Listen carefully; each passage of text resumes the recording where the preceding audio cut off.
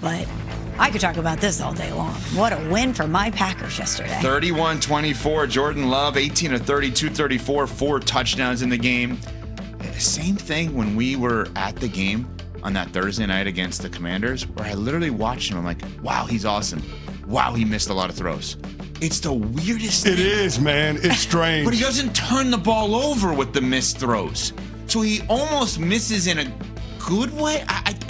He is an odd quarterback because he's awesome, and yet I'm like, do you not see the guy right in front of you who's wide open, who's going to run? Brady had an audible gasp early in the game of like, what are you doing? Because he literally beat the rush, and there's a guy on a first down inside the territory. Bo Melton, yeah. Sitting there who would have run in for a touchdown, and he somehow saw him but missed. It's really weird with Jordan Love in that regard. But Smalls, your team was great yesterday. 4th down's the key. You guys were 3 for 3 on 4th down, including 2 Jordan Love touchdowns. Detroit, 2 turnovers on downs, and a bad play call with a handoff to Jahmyr Gibbs on one of them. Smalls, floor is yours. You can boast about your 8-3-1 Green Bay Packers. How good is Micah Parsons at football? Man, is he good. Awesome. 2.5 sacks yesterday. He is unbelievable. What a joy it is to watch him play football. I feel the same way when I watch Myles Garrett. Of course, we're going to talk about the quarterbacks. We're going to talk about the offense. Jordan Love and Dontavian Wicks. Love that chemistry that's Myles Garrett, a fan favorite around here. Where did Dontavian Wicks go to school at, by the way? Wisconsin. I'm going to assume Virginia. I didn't know that until right this second. All right. Out there. Orange and blue. Let's go. But I was watching that game yesterday thinking, if the Packers are at their best, are they the best team in the NFC? If they're at their best, can they be the best team in the NFC? And I think the answer is yes. We just haven't seen it consistently enough from them, which is why it's been maddening watching them this season. You know the talent that they've acquired. You feel like you know what the ceiling could be with this team, but it's been disjointed to say the least. They could beat anybody, they could lose to anybody, but we know historically this time of year, Jordan Love turns it on in a different way. Toyota-thon. You know it. I kept saying, I looked up the dates. I was like, we just got to hang on until Toyota-thon. But with the injuries that the Packers sustained, you had some questions about them. But like I said, Dontavian Wicks coming up big yesterday. He and Jordan Love really finding that rhythm together. And this was a massive win for a team that needs to start separating themselves in a tightly contested division. The fact that you can sweep the Lions this season, huge for the Packers and their quest to get back atop of the NFC North. Man, the stones on Matt LaFleur to put it in his quarterback's hands on 4th and 3 right after the 2-minute warning. I mean, I thought the Detroit Lions had him dead to rights. I thought Alim McNeil was going to get him on the ground. Jordan Love throwing that fade away. It typically doesn't work out when you get J-Lo fading away.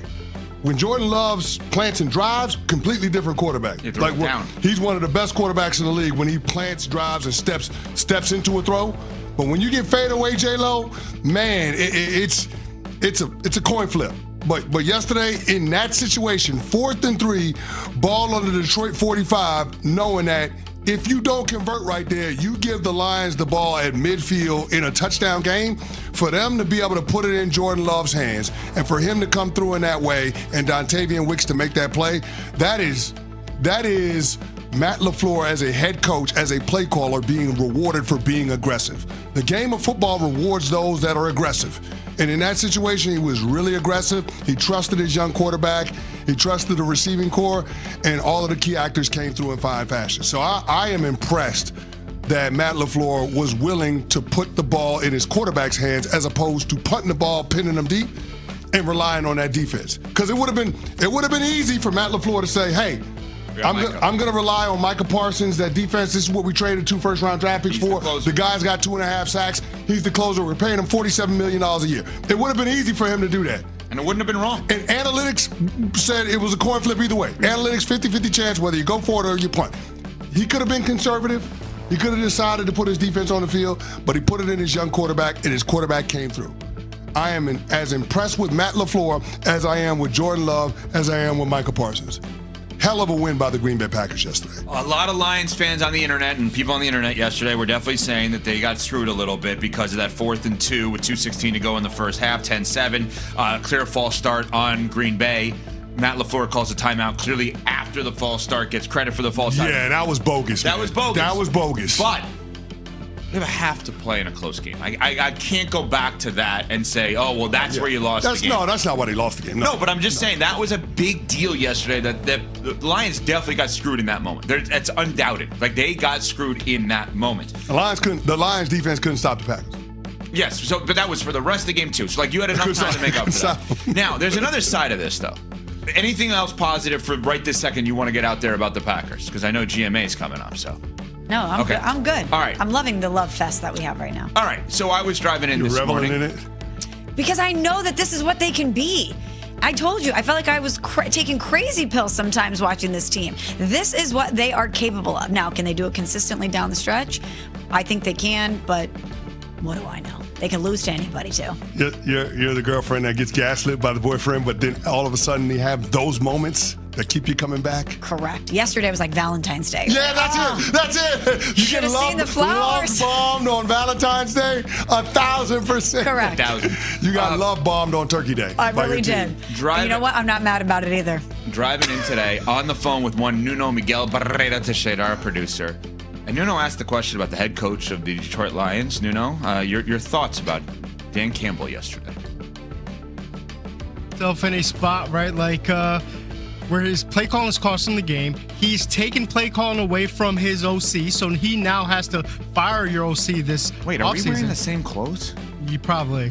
Oh my gosh. Wow. You guys are We're both in twinning. ESPN podcast vests. We're twinning. No, mine is radio. Oh, Mine says I've been ESPN. labeled a podcaster now. Mine says ESPN radio. No, but like, I think he's put himself in a spot that like this comes down to him unless Canty's going to tell me otherwise. It's interesting. Ben Johnson looks unbelievable without him. Dan Campbell looks fine without Ben Johnson. Do I think Dan Campbell's a good coach? Absolutely. Do I think he's a risk taker? Yes. Do I think Nuno is right about what he's saying is, you remove the play calling from a first-year offensive coordinator, it puts a lot of pressure on you now moving forward to get this thing right if you don't get into the postseason, which right now they're on the outside looking in of the postseason. We have to get into this Lions part of it. Okay. Because it's weird to think it's not only the Chiefs from yesterday that aren't in, it's the Lions too. Think about some of the important teams we talked about yesterday. Ravens, not in. Bengals, not in. Cowboys, not in. Chiefs, not in. Lions, not in. It's crazy. 5 of the 6 teams are actually not playoff game winning streak is Dunzo. The Dallas Cowboys with a huge win yesterday over the Kansas City Chiefs. Green Bay with another big win over Detroit. They swept them this year, along with Michelle Smallman, Chris Canty, Evan Cohen with you. Good morning. Hope everybody's Thanksgiving was great yesterday. Yes, my Thanksgiving was better in terms of individual performance than last year. I am proud to say that the game plan that Nuno devised for me was executed to a T. We had the appetizers around 1 o'clock. We had the entrees, the main course around 4:30. I had my second plate right around the end of the Cowboys-Chiefs game in the fourth quarter, right when George Pickens decided that he was going to take over the game.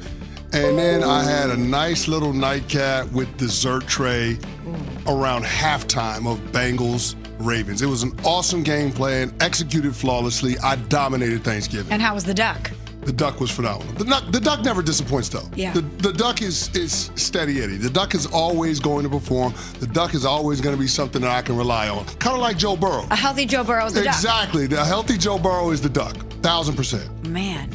And you? Great Thanksgiving. My aunt is an incredible cook. We had the turkey. We had the stuffing. You know what she had yesterday that I'd never had before? Turnips. They looked like mashed potatoes, but they were